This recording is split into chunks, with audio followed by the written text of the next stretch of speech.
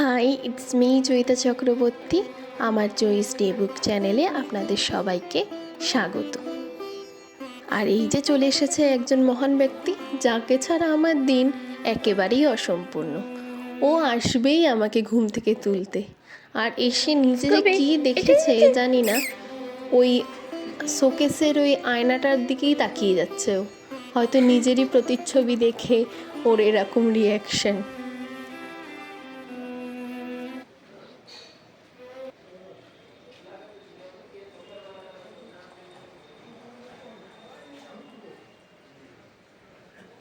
কে Scooby?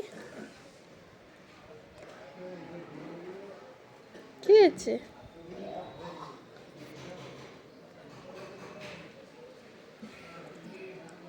কি হয়েছে?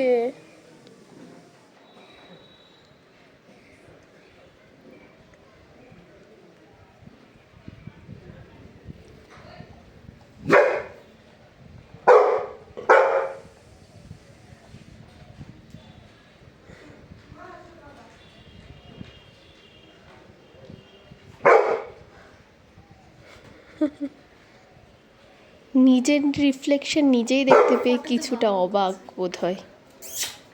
আর তারপর পিসির হাতের তৈরি কচুরি আর আলুর দম খেয়ে দিনটা শুরু করলাম।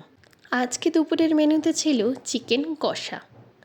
এই চিকেন কষার জন্য চিকেনটাকে ভালো করে ধুয়ে তার মধ্যে আদা বাটা, রসুন বাটা, লঙ্কা বাটা আর ফেটিয়ে রাখা দই দিয়েছি।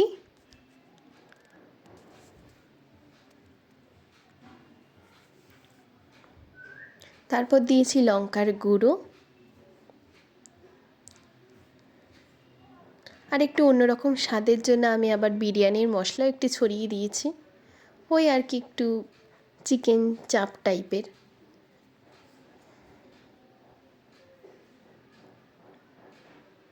তারপর সর্ষের তেল দিয়ে ভালো মতো মিক্স করে রেখে দিয়েছিলাম 1 ঘন্টার জন্য। আপনারা চাইলে ওভারনাইটও রেখে দিতে পারেন ফ্রিজে। আলুগুলোর মধ্যে নুন হলুদ দিয়ে গরম তেলে ভালো মতন ভেজে নিয়েছি।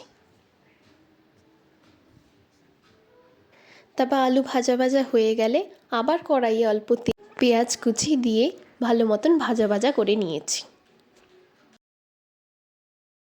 ভাজা ভাজা হয়ে গেলে তার মধ্যে আদা ও রসুন বাটাটা দিয়ে দিয়েছি।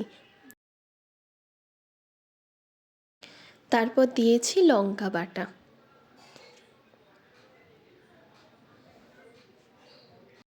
আবারও ভালো করে কষিয়ে নেওয়ার পর এর মধ্যে দিয়ে দিয়েছি টমেটো কুচি।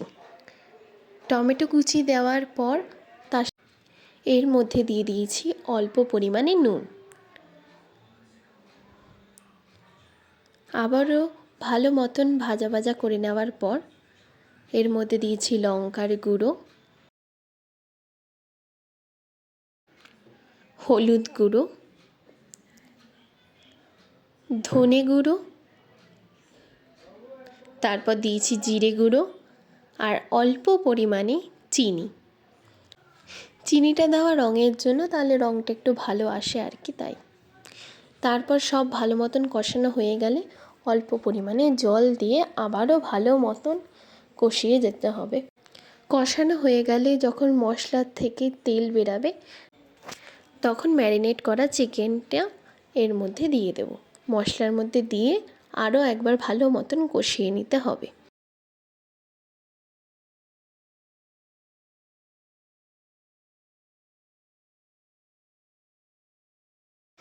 এদিকে আবার স্কুবি এসেছে রান্না দেখতে।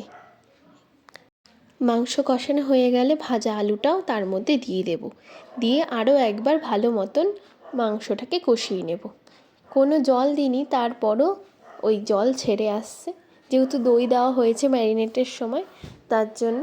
তারপর কিছুক্ষণ এরকমই মশলা কষানোর পর গরম জল দিয়ে ভালো মতন ফুটিয়ে নিয়েছি আর লাস্টে অল্প ঘি দিয়ে দিয়েছি।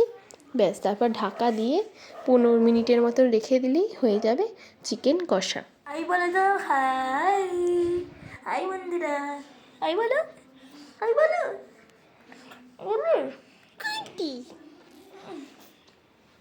ওরে বাবা, ওকে এত চটকাস না। স্কুবির এত ফ্যান ফলোয়িং বেড়ে গেছে।